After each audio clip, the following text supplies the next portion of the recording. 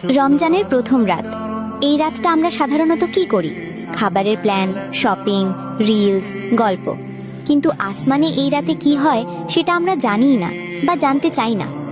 রাসূলুল্লাহ সাল্লাল্লাহু আলাইহি ওয়াসাল্লাম আমাদেরকে জানিয়েছেন, যখন রমজানের প্রথম রাত আসে তখন আরশের তলদেশ থেকে একটি সুমধুর বাতাস বইতে থাকে, আর সেই বাতাসের স্পর্শে জান্নাতের পাতা পল্লব নড়ে ওঠে, দরজার কড়াগুলো কেঁপে ওঠে, যেন জান্নাত নিজেই জানান দেয় রমজান এসে গেছে।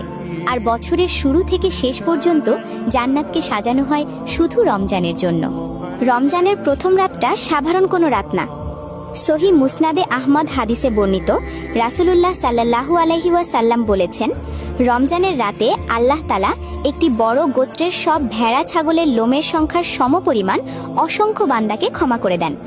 সুবহানাল্লাহ। ভাবো তো, আমরা তখন কি করি আর আল্লাহ তখন কি দিচ্ছেন। এই রাত থেকেই আল্লাহ ডাক দিতে শুরু করেন, কেউ আছো ক্ষমা চাইবার? আমি তোমাকে ক্ষমা করে দেব। কেউ আছো কিছু চাইবার? আমি তোমাকে দিয়ে দেব।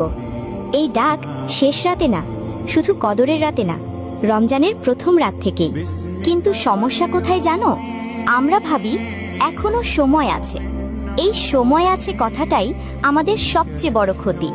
হয়তো এই রমজানটাই আমাদের জীবনের শেষ রমজান, কিন্তু আল্লাহ প্রথম রাতেই ক্ষমা দেওয়ার দরজা খুলে রেখেছেন। এই রাতটা ঘুমিয়ে নষ্ট করার জন্য না, এই রাতটা আল্লাহর দিকে এক কদম হাঁটার জন্য।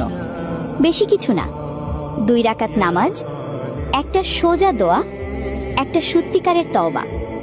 কারণ যখন আসমান থেকে এত কিছু নেমে আসে তখন খালি হাতে থাকা নিজের সাথেই জুলুম।